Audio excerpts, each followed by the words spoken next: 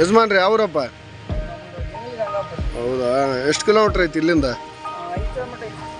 ಅಷ್ಟು ದೂರಲಿಂದ ಬರ್ತೀರಾ ಇಲ್ಲಿ ಮಾರಕ್ಕೆ?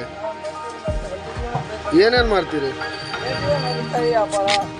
ಹೆಂಗ್ರಿ ನೆಲ್ಲಿಕಾಯಿ? ಹಾಂ ಹಾಂ ಹಾಂ.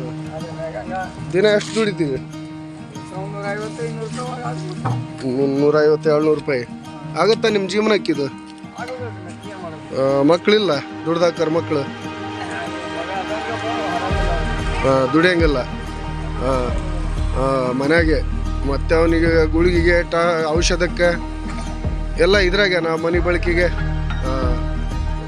150-200-100 ರೂಪಾಯಿ ಬಂದ್ರೆ ಅದ್ರಾಗ ಹೆಂಗ್ರಿ ಜೀವನ? ಮಗಗೆ ಔಷಧ, ನಿಮಗೆ ಊಟಕ್ಕೆ, ಜೀವನಕ್ಕೆ, ಉಪಜೀವನಕ್ಕೆ ಹೆಂಗೆ? ಹೆಣ್ಮಕ್ಳು ಏನು ಮಾಡ್ತಾರೆ?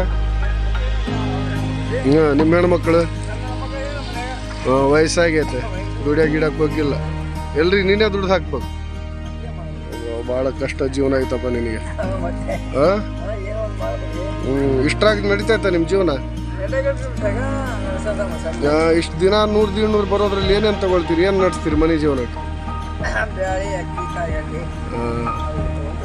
ನಡೀತೈತೆ. ಅಕ್ಕಿ ಅಂತೂ ಈಗ ಫ್ರೀ ಬರುತ್ತಾ ರೇಷನ್?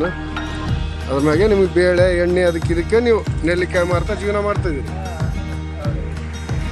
ದೇವ್ರು ಒಳ್ಳೇದು ಮಾಡ್ಲಪ್ಪ ನಿಮಗೆ. ತಾವೊಂದು ನೆಲ್ಲಿಕಾಯಿ ತಿನ್ನಾನ?